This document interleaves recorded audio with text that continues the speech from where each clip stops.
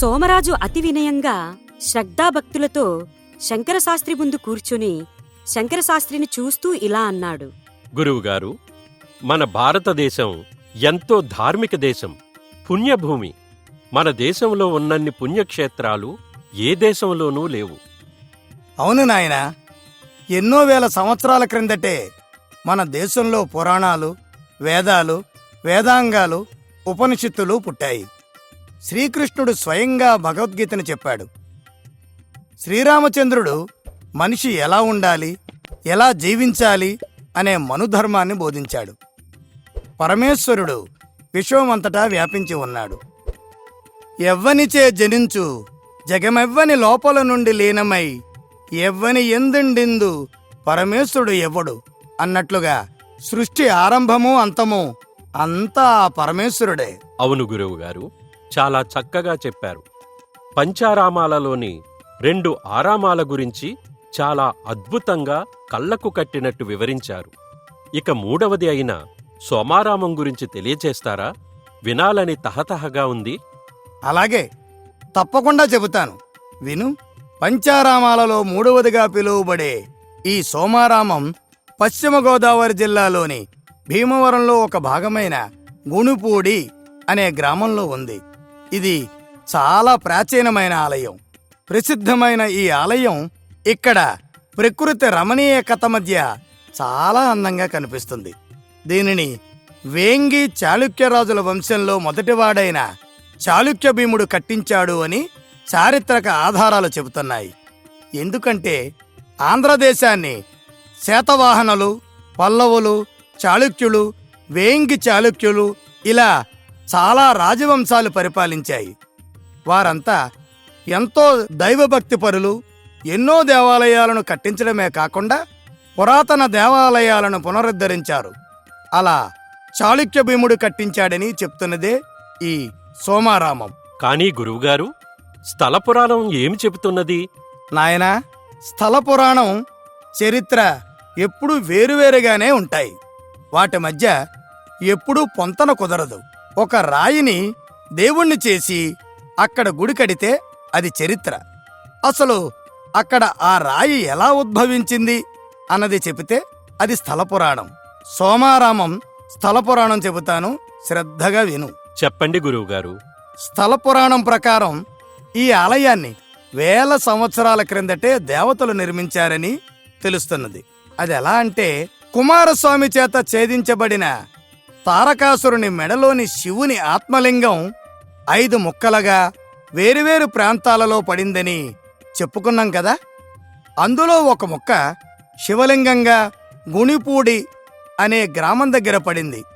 ఆ శివలింగం ఆలనా పాలనా లేకుండా అలానే పడుంది. అప్పుడు సోమరాజు ఇలా అడిగాడు. మరి ఆ శివలింగం ఎలా వెలుగులోకి వచ్చింది గురువుగారు? ఎవరు అక్కడ ప్రతిష్ఠించారు? ఆవేశపడకు సోమరాజు, ఆ పురాణ కథ కూడా చెబుతాను, విను. అక్కడ ఆత్మలింగం ముక్కగా పడే సమయానికి సోముడికి అంటే చంద్రుడికి గణాధ్యక్షుడైన గణేశుణ్ణి అవహేళన చేసిన పాపం చుట్టుకుని ఉంది. పార్వతీదేవి శాప విమోచన ఇచ్చినా అతన్ని పాప పరిహారం బాధ వదలలేదు.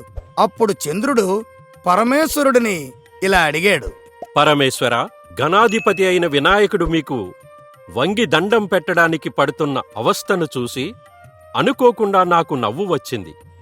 అది కావాలని నేను చేసింది కాదు, కాని అది పాపమే. అమ్మ పార్వతీ నాకు ఇచ్చిన శాపానికి ఉపశమనం ఇచ్చిన నేను చేసిన పాపం నన్ను దహించి వేస్తున్నది. దీనికి పరిష్కారం లేదా ప్రభూ?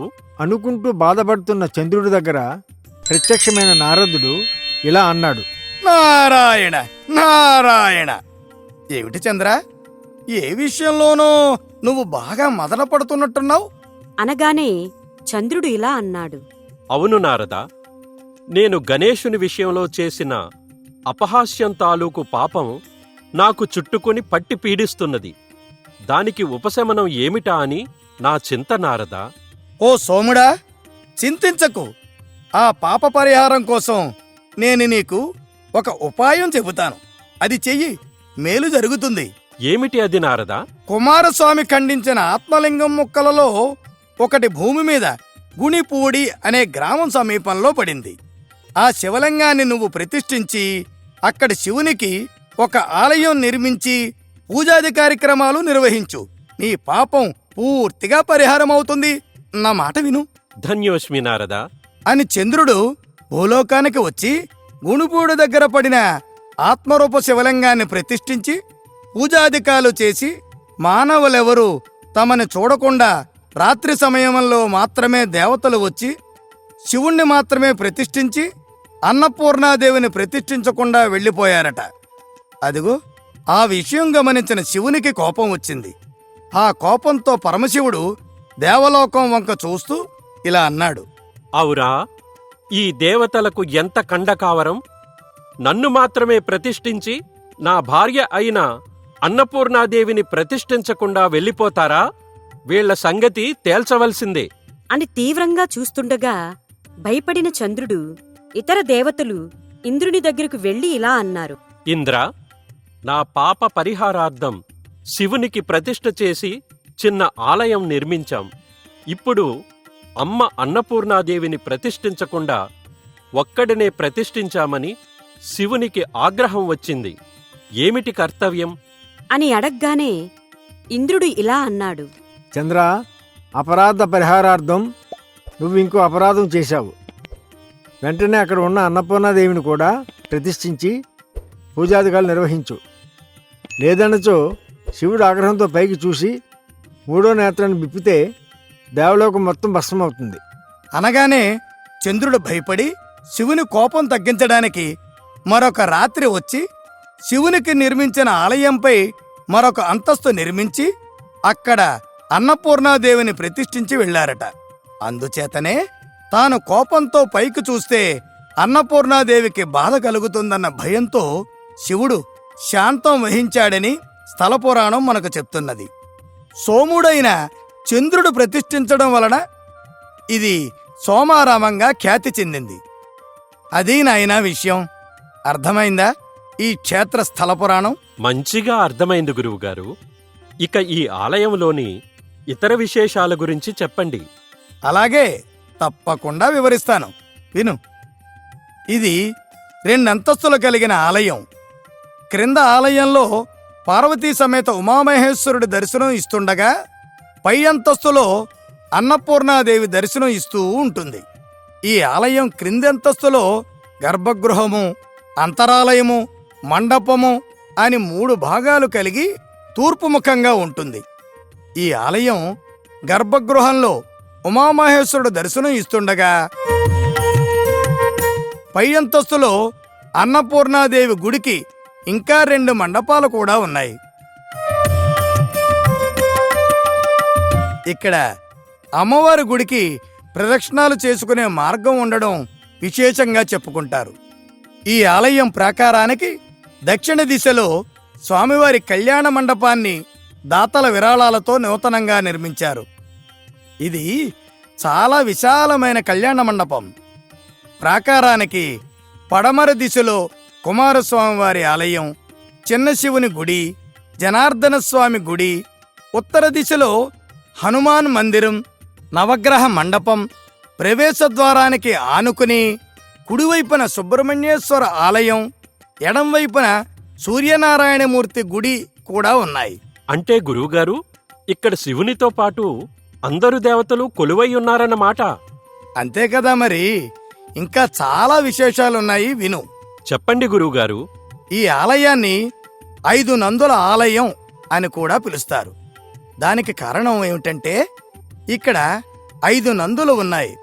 ఒకటి స్వామివారి కోనేటులోనూ, ఇంకొకటి కోనేటి వెలుపల, మూడవది స్వామివారి గర్భాలయం నందు, మిగిలిన 2 నందులు ధ్వజస్తంభమునకు సమీపంలో ఉన్నాయి.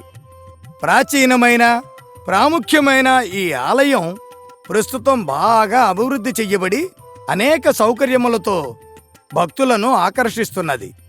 ఇక్కడ అర్చకులు అందరూ భక్తి శ్రద్ధలతో అర్చనలు, ప్రత్యేక పూజలు, దసరా మహోత్సవాలు, కార్తీక మాసోత్సవాలు, ధనుర్మాస ఉత్సవాలు, మహాశివరాత్రి ఉత్సవాలు, బ్రహ్మోత్సవాలు చాలా వైభవంగా జరుపుతారు. ఇక్కడికి ఉభయ రాష్ట్రాల వాళ్లే కాకుండా దేశంలోని అన్ని ప్రాంతాల నుండి భక్తులు వస్తూ ఉంటారు.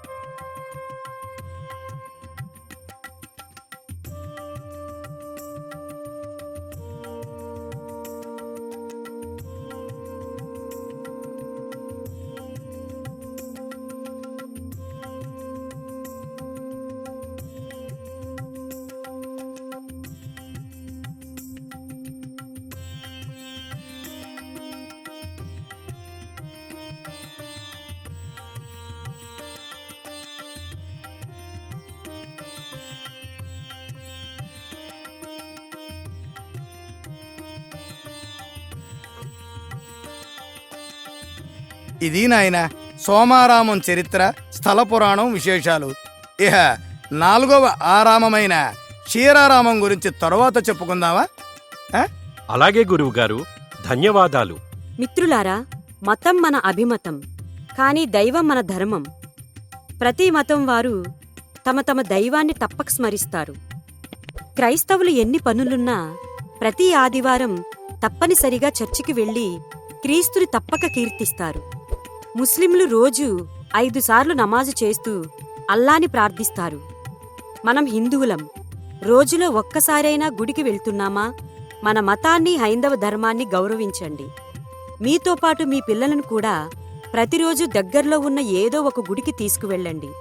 దానివలన పిల్లలకు కూడా సంస్కృతి సంప్రదాయాలు అలవాటవుతాయి, విలువలు తెలుస్తాయి. ఈ పంచారామాలు చరిత్ర, స్థల పురాణం మీకు నచ్చినట్లయితే లైక్ చేయండి, షేర్ చేయండి. మా ఛానల్ని సబ్స్క్రైబ్ చేయండి. ధన్యవాదాలు.